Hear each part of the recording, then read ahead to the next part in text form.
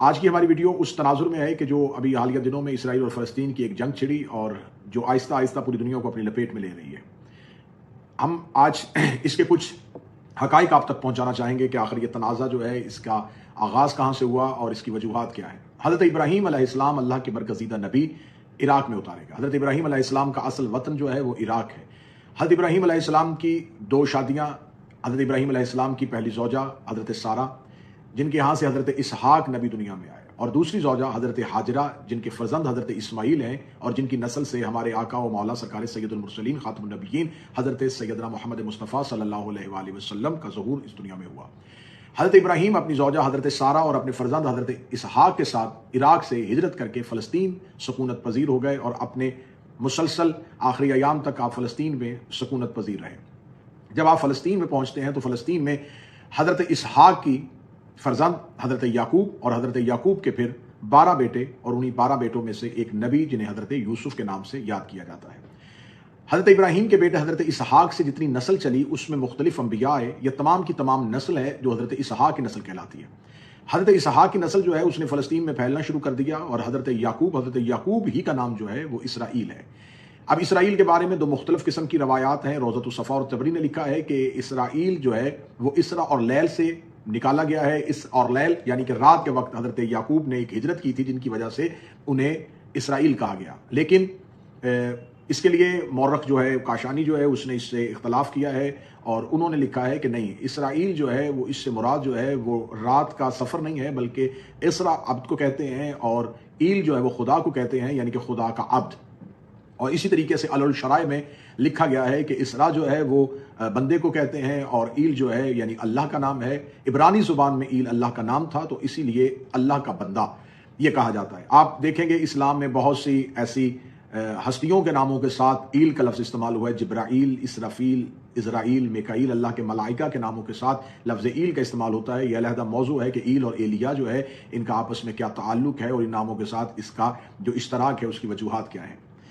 حضرت ابراہیم علیہ السلام کی اولاد حضرت اسحاق اور حضرت اسحاق کے بیٹے حضرت یعقوب جنہیں اسرائیل کہا جاتا ہے، اور حضرت یعقوب ہی کی نسل سے حضرت یوسف۔ حضرت یوسف علیہ السلام جو ہیں وہ ہجرت کرتے ہیں، اور ہجرت کر کے جیسا کہ پورا قرآنی قصہ جو ہے جسے قرآن میں بڑی تفصیل کے ساتھ اور بلکہ ایک پوری سورت کے نام سے یاد کیا گیا ہے کہ جب جناب یوسف کو ان کے بھائی جو ہیں وہ کنویں میں پھینک دیتے ہیں، اور پھر جناب حضرت یوسف جو ہے وہ مصر تک پہنچتے ہیں اور مصر کے حکمران بنتے ہیں۔ اب جناب یوسف علیہ السلام اپنے آبائی وطن فلسطین سے مصر منتقل ہو چکے ہیں۔ جب جناب یعقوب کے دوسرے بیٹے اور جناب یوسف کے دوسرے بھائی اپنے بھائی کو ملنے کی خاطر فلسطین سے مصر کی طرف روانہ ہوتے ہیں، کنعان میں قحط پڑ جاتا ہے، اور اس قحط کی وجہ سے وہ مصر منتقل ہوتے ہیں، مصر چلے جاتے ہیں اور حضرت یوسف کو پہچان لیتے ہیں۔ اس کے بعد جناب یعقوب کی جو ایک نسل ہے وہ مصر میں پھیل رہی ہے۔ بنی اسرائیل جو ہیں یہ مصر میں مقیم ہو گئے۔ جب یہ مصر میں تھے تو مصر کے جو بادشاہ ہوتے تھے، مصر کے ہر بادشاہ کو فرعون کہا جاتا تھا۔ فرعون ایک نام نہیں تھا، فرعون ٹائٹل ہے جو بادشاہوں کا تھا۔ مصر کا ایک بادشاہ، ایک فرعون ایسا آیا جس نے بہت زیادہ ظلم بنی اسرائیل پہ کیے، اور اسے خبر ہو گئی تھی کہ ایک اللہ کا نبی آنے والا ہے، تو اس کے لیے قرآن نے بڑی تفصیل کے ساتھ اس کا ذکر کیا ہے کہ وہ بنی اسرائیل کے لڑکوں کو قتل کر دیتا تھا اور لڑکیوں کو زندہ رکھتا تھا۔ خدا نے بنی اسرائیل پر ایک نبی کو اتارا جنہیں حضرت موسیٰ علیہ السلام کہا جاتا ہے۔ حضرت موسیٰ نے فرعون کا مقابلہ کیا اور بنی اسرائیل کو فرعون کے ظلم سے نجات دلوائی، اور نجات دلوا کے انہیں چھٹکارا دلوایا۔ حضرت موسیٰ اپنی قوم کے لیے من و سلوہ بھی آسمان سے اتروایا کرتے تھے، لیکن بنی اسرائیل نے اپنے نبی کی عزت نہ کی، اپنے نبی کی توقیر نہ کی، اپنے نبی کے فرامین کو نہ مانا، اور اپنے نبی کی تکذیب اور توہین کے مرتکب ہوئے، جس پہ خدا نے ان پر مختلف قسم کے عذاب نازل کیے۔ بنی اسرائیل پر مختلف قسم کے عذاب آتے رہے کیونکہ یہ اللہ کے بھیجے ہوئے انبیاء کو جھٹلاتے تھے اور خدا کے بھیجے ہوئے نبیوں کی توہین اور تکذیب کرتے تھے۔ بالآخر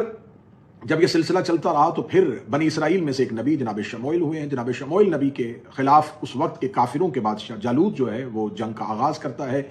اور مسلمانوں کی طرف سے بادشاہت جو ہے وہ طالوت کو دے دی جاتی ہے۔ طالوت اور جالوت کی جنگ چھڑتی ہے۔ طالوت جو ہے وہ اعلان کرتے ہیں کہ ہے کوئی جو جالوت کو قتل کرے گا، جو جالوت کو قتل کرے گا، میں وعدہ کرتا ہوں کہ وہ میرے بعد میری آدھی سلطنت کا مالک بھی ہوگا، اور میرے بعد جو ہے میں اسے اپنی بیٹی کا رشتہ بھی دوں گا۔ اب جب جناب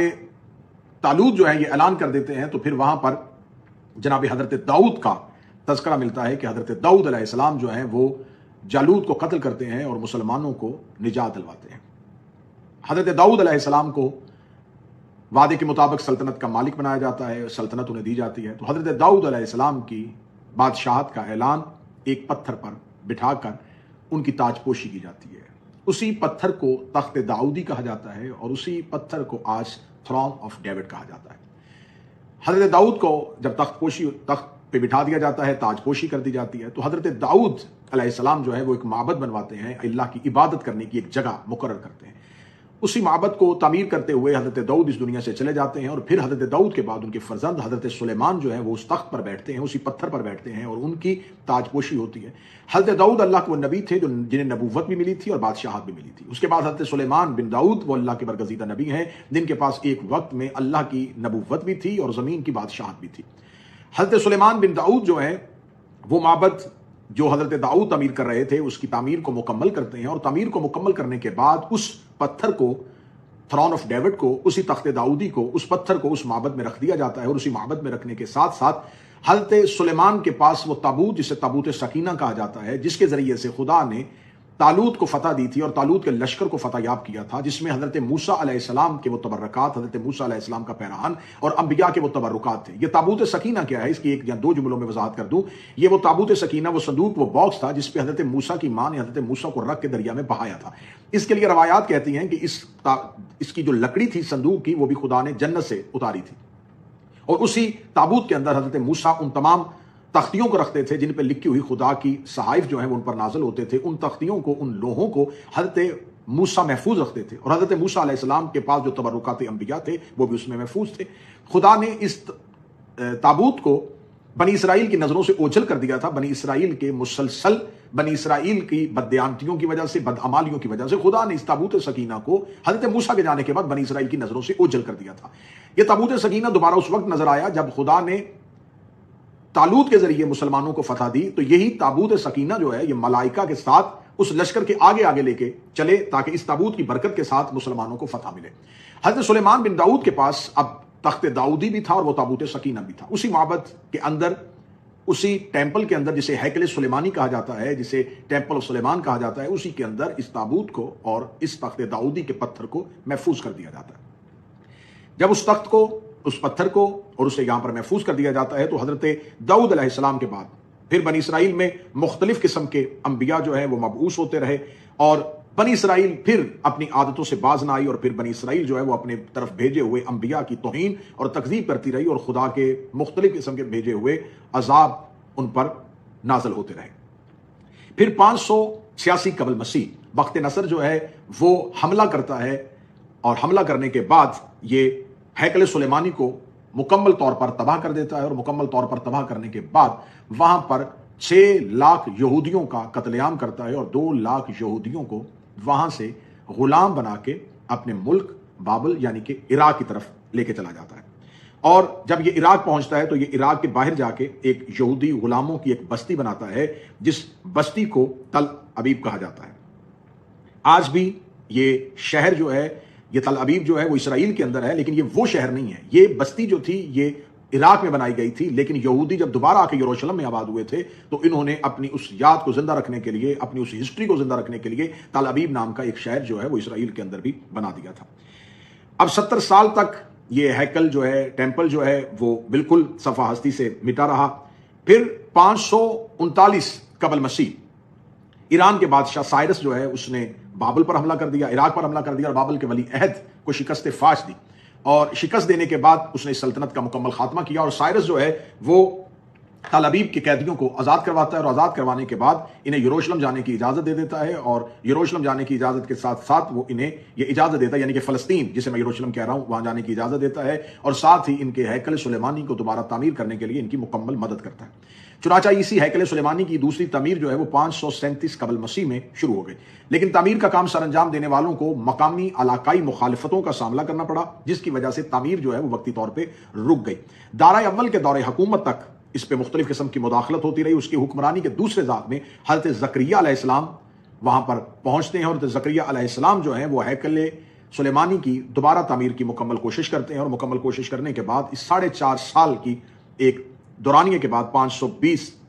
یا 515 اس کے درمیان کوئی عرصہ ہے جس میں اس کو دوبارہ ہیکل سلیمانی کو دوبارہ تعمیر کر دیا جاتا ہے۔ لیکن ہیکل کی اب 2 دفعہ تعمیر ہو چکی ہے، لیکن وہ تابوت سکینہ جو ہے وہ نظروں سے اوجھل ہے۔ وہ بخت نصر جو ہے، وہ بخت نصر تاریخوں میں بعض تواریخ یہ کہتی ہے کہ بخت نصر نے جب حملہ کیا تو وہ اپنے ساتھ لے کے چلا گیا، یا دوسری تاریخ کہتی ہے جب سائرس نے حملہ کیا، لیکن کیونکہ وہ انبیاء کا ورثہ ہے، اس میں انبیاء کے تبرکات تھے اور ایسا ہو نہیں سکتا تھا کہ وہ کسی ظالم اور کسی کافر کے ہاتھ میں آئے، خدا نے ان کو محفوظ کر لیا تھا۔ اب یہاں پر حضرت عیسیٰ کے دنیا میں نازل ہونے تک ہیکل سلیمانی جو ہے وہ 2 دفعہ تعمیر ہو جاتا ہے، بلکہ اس کے درمیان ہیروڈس ایک بادشاہ آتا ہے، وہ اس کو دوبارہ تعمیر کرنے کی کوشش کرتا ہے۔ تعمیر تو یہ دوسری دفعہ ہو چکا تھا، لیکن وہ اس کی کچھ چیزوں کو دوبارہ تبدیل کرنے کے لیے اور اس میں کچھ تھوڑی سی بہتری لانے کی کوشش کرتا ہے، لیکن اس دور کے یہودیوں کا یہ عقیدہ اور یہ مذہب تھا کہ اگر اس ہیکل سلیمانی کو دوبارہ گرا دیا گیا تو پھر یہ دوبارہ تعمیر نہیں ہوگا، تو لہٰذا وہ اس کو اس کی تعمیر کی اجازت نہیں دیتے، لیکن وہ پھر بھی اس کے کچھ حصوں کو دوبارہ رینوویٹ کر دیتا ہے، اس کو دوبارہ نئے سرے سے بہتر کرنے کی ایک کوشش کرتا ہے۔ چنانچہ یہ سارا سلسلہ ایسے چلتا رہا اور 2 دفعہ ہیکل سلیمانی جو ہے اس کو تعمیر کر دیا گیا۔ جب جناب حضرت عیسیٰ علیہ السلام کو صلیب پہ چڑھا دیا گیا تو حضرت عیسیٰ علیہ السلام کو صلیب پر چڑھانے کے بعد یہودیوں پر مسلسل عذاب نازل ہوا اور مختلف قسم کے سختیاں ان پر آئیں، اور عیسائیوں نے یہودیوں کو اس چیز پہ بدلہ لینے کی خاطر کہ انہوں نے ہمارے نبی ہمارے مسیح کو صلیب پر چڑھایا، تو پھر ٹائٹس نامی ایک بادشاہ رومی جرنیل جو ہے وہ بہت ظالم اور سخت بادشاہ ان پر مسلط ہوتا ہے اور ان تمام یہودیوں کو یروشلم سے باہر نکال پھینکتا ہے، اور دوبارہ ان کو پوری زمین پہ عیسائی جو ہیں وہ کہیں رہنے کی جگہ نہیں دیتے، اور عیسائی انہیں اپنا مجرم گردانتے ہیں، اور عیسائی جو ہے وہ اپنے شہروں کے باہر آویزاں کر دیتے ہیں کہ یہاں پر کسی یہودی کو رہنے کی اجازت نہیں ہوتی۔ یہودی پوری دنیا میں بکھر جاتے ہیں اور بکھر کر رسوا ہو جاتے ہیں۔ کم و پیش 1900 یا 2000 سال تک، 1900 یا 2000 سال تک مسلسل یہ اسی ذلت و رسوائی کا سامنا کرتے ہیں اور پوری دنیا میں انہیں حقارت کی نظر سے دیکھا جاتا ہے۔ پھر برطانیہ نے جب یروشلم پر قبضہ کیا تو وہاں پر پھر انہوں نے اسرائیل کو آباد کیا۔ دوبارہ اسرائیل کو آباد کرنے کے بعد انہوں نے فلسطین ہی کی سرزمین پر ایک ناجائز بچے کو جنم دیا جسے آج اسرائیل کہتے ہیں، اور 2000 سال سے دربدر ہونے والی قوم کو ایک بار پھر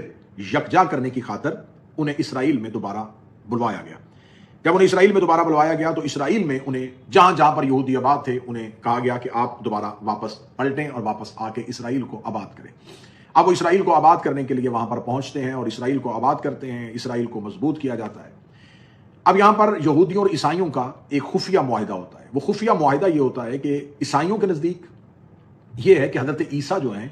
وہ جب زمین پر دوبارہ اتارے جائیں گے تو حضرت عیسیٰ علیہ السلام جو ہیں وہ اسی یروشلم میں دوبارہ آئیں گے، اور حضرت عیسیٰ علیہ السلام یہیں سے دوبارہ اپنی سلطنت کا آغاز کریں گے۔ یہودیوں کے نزدیک ہے کہ ہمارا موسیٰ، ہمارا مسیحا وہ بھی زمین پہ اترے گا، اور وہ اس زمین پہ تب اترے گا جب ہم اس ہیکل سلیمانی کو دوبارہ تعمیر کر دیں گے اور اسی تخت داؤدی پر اس کو لا کے بٹھایا جائے گا، اسی تھرون آف ڈیوڈ پر اس کو بٹھایا جائے گا۔ یہ تھرون آف ڈیوڈ کی کہانی بھی ذرا ایک تھوڑی مختلف ہے کہ اسی پتھر کو وہاں سے نکال کے پھر یہ آئرلینڈ منتقل ہوتا ہے، آئرلینڈ کے بعد یہ اسکاٹ لینڈ جاتا ہے، اسکاٹ لینڈ کے بعد یہ دعویٰ کرتے ہیں یہودیوں کا دعویٰ ہے کہ وہ آئرلینڈ کے بعد اسکاٹ لینڈ اور اسکاٹ لینڈ کے بعد انگلینڈ، اور اس وقت بھی وہ انگلینڈ کے ایک church Westminster Abbey church جو ہے اس پر وہ موجود ہے، اور یہودیوں کا یہ دعویٰ ہے، عیسائیوں کا یہ دعویٰ ہے کہ آج بھی انگلینڈ کی جس بھی کوئی کوئن ہو اور اس کی جب تاج پوشی کی جاتی ہے تو وہ اسی پتھر پر بٹھا کے کی جاتی ہے۔ ان کے نزدیک وہ پتھر متبرک ہے، لیکن یہودی یہ کہتے ہیں کہ ہم اس پتھر کو دوبارہ واپس لے کے جائیں گے اپنے ٹیمپل، اپنے ہیکل سلیمانی پر، جب ہم فلسطین پر یعنی کہ اسرائیل پر دوبارہ اپنا نظام حکومت قائم کریں گے تو ہم اس کو لے کے جائیں گے اور پھر ہمارا مسیحا جو ہے وہ اسی پر آئے گا۔ اب پھر جب دوسرے ایک دور میں جب انگریز جو ہیں وہ ان کو وہاں پر آنے کی اجازت دے دیتے ہیں تو پھر اس کے بعد یہ دوبارہ آباد کر دیا جاتا ہے۔ اب تھوڑی سی تاریخ میں یہ بتاؤں گا کہ اسلامک پوائنٹ آف ویو سے ہے کہ 638 میں مسلمانوں نے اس شہر پر قبضہ کر لیا تھا، اور یہ مسلمانوں کی خلافت کا دوسرے خلیفہ کا دور تھا جب اس کو فتح کیا گیا تھا، اور اس کو فتح کرنے کے بعد یہاں پر ایک مسجد تعمیر کی گئی تھی، اب اس مسجد کی تعمیر کرنے کے لیے مسلمانوں کے پاس یہ ہسٹری تھی کہ کیونکہ حضرت ابراہیم علیہ السلام جو ہے وہ یہاں پر انبیاء کا ایک سلسلہ رہا ہے، اور یہاں پر حضرت ابراہیم علیہ السلام نے کے دور میں حضرت ابراہیم علیہ السلام نے یہاں پر ایک عبادت خانہ بنایا تھا، اور اس کے بعد مختلف انبیاء، اور پھر اس مسجد کو مسجد اقصیٰ کہا جاتا ہے، اور اسی مسجد اقصیٰ ہی کے عنوان کے ساتھ دوسری خلافت کے دور میں یہاں پر ایک مسجد کی بنیاد رکھی گئی، اس مسجد کی دوبارہ تعمیر نو کی گئی، اس مسجد کو بنایا گیا۔ پھر اس کے بعد اموی حکمرانوں کا دور آتا ہے، اور 691 میں اموی حکمران جو ہے وہ عبد الملک بن مروان جو ہے وہ اسی مسجد کی تعمیر نو کرتا ہے۔ پھر 1187 میں صلاح الدین ایوبی جب صلیبیوں کو شکست دیتا ہے تو وہ شکست دے کے جہاں سے باہر نکال دیتا ہے۔ پھر 1229 میں فریڈرک دوم نے بغیر لڑے ہوئے ایک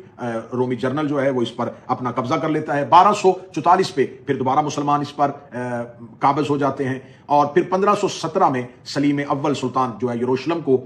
عثمانی سلطنت میں شامل کر دیتا ہے، یہ سلطنت عثمانیہ کا حصہ بن جاتا ہے۔ 1917 میں انگریزی جنرل اینل جو ہے وہ عثمانیوں کو جب شکست دیتا ہے، سلطنت عثمانیہ کو تباہ کرتا ہے، تو تباہ کرنے کے بعد وہ اس شہر میں داخل ہو جاتا ہے۔ پھر 1947 میں 1947 میں اقوام متحدہ جو ہے وہ اس شہر کو، فلسطین کو، یہودیوں کے ساتھ دو حصوں میں تقسیم کر دیتی ہے، اور تقسیم کرنے کے بعد 1948 میں اسرائیل کی آزادی کا اعلان کر دیا جاتا ہے، اور شہر اسرائیل اور اردن میں تقسیم کر دیا جاتا ہے۔ اب یہ سارا سلسلہ میں نے اسلامک پوائنٹ آف ویو سے بھی پڑھا اور ہسٹری کے پوائنٹ آف ویو سے بھی پڑھا۔ اب یہاں پر اس وقت جو جنگ چل رہی ہے، اس جنگ کے ساتھ تین طرح کے مذہب جو ہیں وہ انوالو ہو چکے ہیں، عیسائی، یہودی اور مسلمان۔ یہ تین ہی مذہب ہیں جو اس زمین پر قائم ہیں۔ یہودی یہ کہتے ہیں کہ ہمارا مسیحا جو ہے وہ وہیں پہ آئے گا، اور ان کی جو مذہبی اس کے ساتھ ایک محبت ہے، ایک عقیدت ہے، وہ یہ کہتے ہیں کہ یہ ہیکل سلیمانی جو ہے جس کو گرا دیا گیا، اس کی ایک دیوار کا ایک حصہ آج بھی موجود ہے جسے دیواری گریا کہا جاتا ہے۔ آج بھی یہودی وہاں جاتے ہیں، اس دیوار کے ساتھ سر لگا کے روتے ہیں، معافی مانگتے ہیں کہ ہم سے بہت غلطیاں ہوئی، ہم اپنے گناہوں سے شرمندہ ہیں، ہماری غلطیوں کی وجہ سے یہ سارا نظام حکومت ہمارے ہاتھ سے چلا گیا اور یہ تخت ہمارے ہاتھ سے چلا گیا۔ اب ان کا یہ کہنا ہے کہ ہم دوبارہ جب ہیکل سلیمانی کو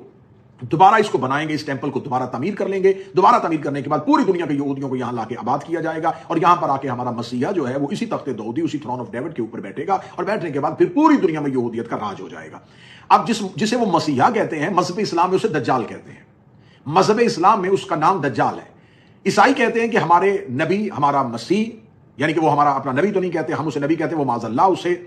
ابن اللہ کہتے ہیں، خدا کہتے ہیں، کہ وہ وہاں پر آئیں گے اور وہ وہاں سے آ کے اپنی سلطنت کا آغاز کریں گے، اور پھر پوری دنیا میں عیسائیت کا راج ہو جائے گا۔ مسلمانوں کا اور بالخصوص مذہب جعفریہ کا پوائنٹ آف ویو ہے کہ ہمارے آخری آقا و مولا، ہمارے صاحب الاصل تشریف لائیں گے، اور تشریف لانے کے ساتھ ان کے ساتھ جو انبیاء آئیں گے، ان انبیاء میں حضرت عیسیٰ بھی ہوں گے، اور ان کا مقابلہ دجال کے ساتھ ہوگا۔ اب وہ دجال وہ ہے جسے آج یہودی اپنا مسیحا کہتے ہیں۔ آج پوری دنیا کی نظریں اسی ٹیمپل کے اوپر چلی گئی ہیں، پوری دنیا کی نظریں اسی مسجد اقصیٰ کے اوپر چلی گئی ہیں، اور پوری دنیا کی نظریں اور نگاہیں وہاں پر مرکوز ہو چکی ہیں۔ اب پرابلم یہ ہے کہ یہ مسئلہ مسجد اقصیٰ کا نہیں ہے۔ مسجد اقصیٰ، اس کی ہم ایک علیحدہ پوری ایک ایپیسوڈ ریکارڈ کروائیں گے کہ وہ مسجد جہاں سے رسول کی معراج ہوئی وہ کون سی تھی، اور اس مسجد کی تاریخی حیثیت کیا ہے۔ لیکن بالآخر یہ انبیاء کے اترنے کی جگہ ہے، بالآخر یہ نبیوں کی جگہ ہے۔ حضرت سلیمان ہمارے نبی تھے، حضرت داؤد ہمارے نبی تھے۔ اس کے بعد بنی اسرائیل جو ہے، جس طرح انہوں نے اپنے انبیاء کی توہین اور تکذیب کی تھی، اب وہ چاہتے ہیں کہ دوبارہ ہم ایک دفعہ زمین پر اپنی بادشاہت کو قائم کریں دجال کے ذریعے سے، جسے وہ دجال اپنا مسیحا کہتے ہیں،